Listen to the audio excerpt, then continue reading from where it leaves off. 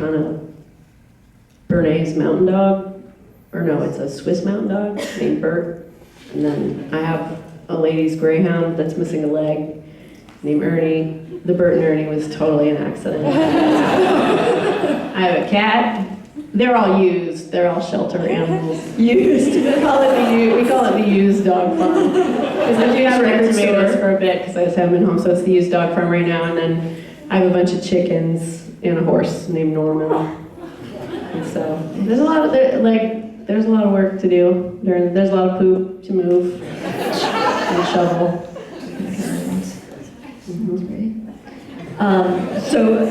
Before we move on to audience questions, I just want to let everybody know that out in the lobby there are these little cards which pick up because you can get free shipping on your box set if you go to Neko's website and enter this.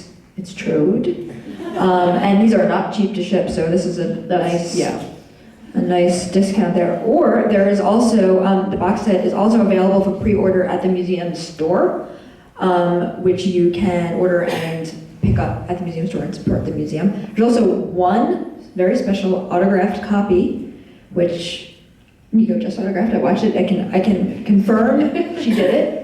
And that is also in my own hand. Available at the museum store. Only one copy, so no fighting. So look out for these cards out there. And I guess now we're gonna do questions from the audience for Neko. I think there's a couple people with mics out there who will come. All right. Am I first? Oh, that's so scary. Welcome to be first. I'm ready. I was just following up on something you said earlier. You said some of your songs had kind of melded into other songs in the future. I was wondering if you had an example or two of songs so that I can go back and listen and try and hear it. Oh God, I'm the worst at that. Wild Creatures on this record came from working on songs for the first Hunger Games soundtrack, which was, I guess, 5 years ago now.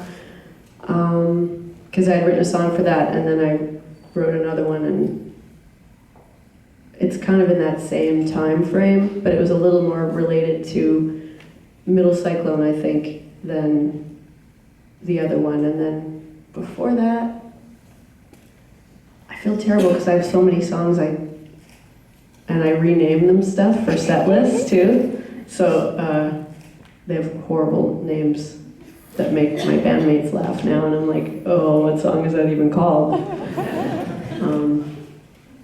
You know what, I will think about it while I'm answering other questions, and I'll just blurt it out, because that's probably how I can answer it better, but thank you for asking that. Hi, you mentioned working with different people, writing with different people, recording and all that. It seems like Carl and Dan are very, very different people. Can you elaborate on that? Well, I never actually write with Carl and Dan.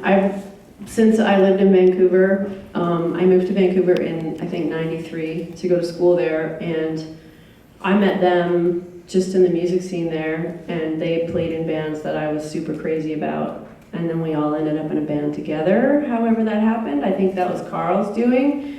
Their songwriting is more songwriting that I really look up to. Whereas when I collaborate with people, it's people like Paul Rigby, who plays in my band a lot, and we'll sit down together, and I'll have one part and then another part. And I'm not trained in music at all, so it's kind of like not knowing when you're supposed to put out a box set. I didn't know that you can't have a song in one timing that goes into another timing. I mean, of course you can, but that's not usually the way you do things. And Paul, luckily, went to school to become a jazz musician. So those things didn't faze him, and they still don't. And he actually gets off on the math of the whole thing. So I'll be like, okay, Paul, play every possible chord that could happen between this section and that section, and we'll see which one sounds best to join the two. So it's kind of an exciting, basically kind of a algebra water park experience. I mean, there's a lot of, stress and like, should we just go eat breakfast again? There's a lot of rocking back and forth and like tearing our hair out, but it's super fun. Like, the belly laughs with Paul Rigby are often worth 4 songs, at least. They're usually about things like bird food or just the dumbest thing you can think of. You get into another world of surreal happenings. So it's got to be somebody you're comfortable with. Hi, I'm Ella. I have kind of a weird question. Yes. I was wondering if you had any funny stories about your aunt, Ella Waldeck. Oh, yeah. I don't. And hi, Ella. Nice to see you. Ella, you're named after Ella, aren't you? I am. She My is mom made that indeed. movie about her. That's right. My funniest story about Aunt Ella, which is kind of my only story, is that your mom, Ruth Lightman, was making a movie called Lipstick and Dynamite about female wrestling stars of the 50s and 60s. And she had asked Kelly Hogan to do some work on the soundtrack. And through Kelly, she asked me to do some work on the soundtrack. So we were between tours, and she and Carolyn, Mark, and I were at my house, and we had received a trailer of the film. And one of the first people to talk in the movie is Ella Waldeck, who I had no idea at the time was my great aunt. She said, "My real name is Elsie Shevchenko," which is my family's real last name. It's Ukrainian for shoemaker, apparently. And she goes, "I'm from Custer, Washington." And I was like, holy shit. We are the only Ukrainians in Washington State before a certain date. So I was like, so I went over to the phone and I called my grandma and I'm like, do you happen to know do we have a wrestler? And she's like, oh yes. Elsie, she was very famous. I'm like, why the fuck would you not explain? We have an amazing, so basically the story is that my family are these crazy Eastern European drunks who didn't speak to each other. So, she had a good relationship with other members of my family, but the brothers, one of whom was her father, and then the other one was my grandfather, they all hated each other. Like, they all got themselves new names. It was Dubs, I think, but they all spelled that word differently. Like, just the most petty, weird, angry, drunk family dysfunction ever. But she was fantastic, and thanks to your mom, I actually got to meet her at the premiere in Toronto, which was a huge, huge thrill. And it was nice to meet somebody in the family that seemed like maybe I could have been related to. Like, what are you guys all doing over there? I mean, it wasn't that weird that I was never told about her in retrospect, because it was considered a massive sin to have any sort of vanity, or nobody spoke about themselves. Like, my grandma also never told me that she was in a harmony singing band with her brother that played country music and would play in all the same halls as Loretta Lynn until I had 3 records out, so it wasn't really a shock, but I don't know. But I'm very thrilled that I got to meet her while she was still alive, and huge thanks to your mom for that one. Hi, Neko. During your talk, I'm over here. There you are. You mentioned twice about not feeling worthy to call yourself a singer. Was there an event or a moment you could point to where you got over that hump, or was it just a process?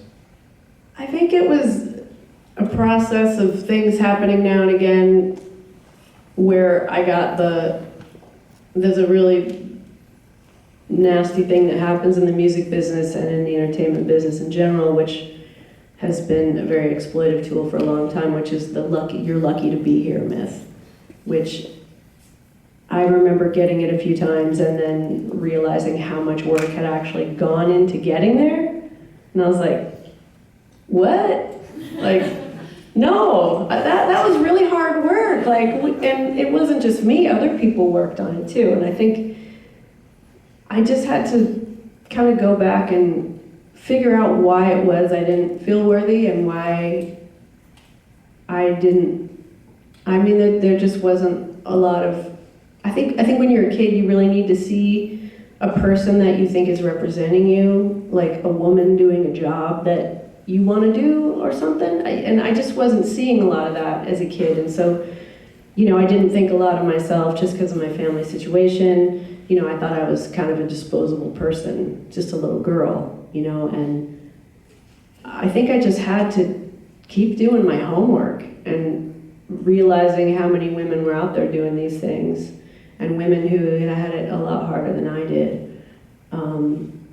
And, you know, that there were young men who had it a lot harder than I did who managed to do it, and just learning about how the rock and roll and music recording business in the United States started and how exploitive it was. And, you know,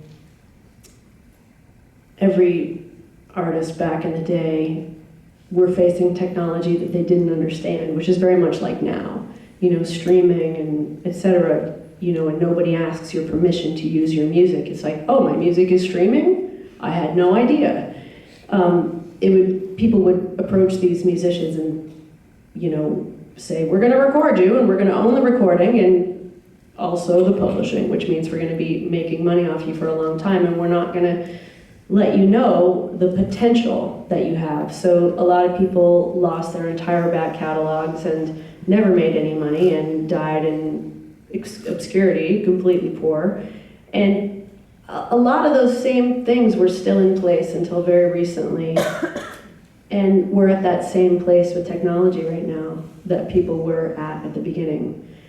On one hand, things are so much more accessible, which is great. And so a lot of the young people that I'm referring to that were like me or like anyone else are able to see themselves doing these things a lot more easily. So that has been the greatest thing that's happened. And, you know, young people can put YouTubes of themselves up singing a song they wrote, you know, which is the coolest thing ever.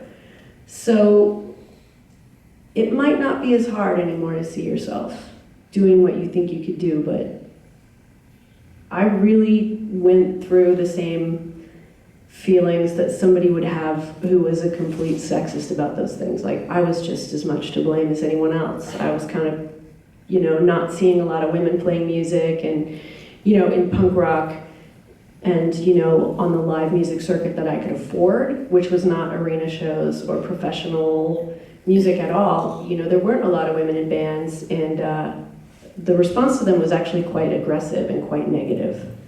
And I would get in on those things too, just like, yeah, she sucks or whatever. But my problem is that I was jealous that it wasn't me. And when I finally figured that out, that's when I realized things were different. And that was a long process. And that's what led to just getting some kind of self-worth, or realizing that maybe what I was doing was worth something, or at least I had worked so hard for it that people didn't have the right to just take it and do with it as they please. And, you know, whether or not they were going to make $1 million off it, which they probably weren't. The point was, I own it. I made it. And I would love to share it with people, but I get to decide how to do that. If that makes any, did I answer your question, or just go on a huge rant? I'm too wordy. But thank you for asking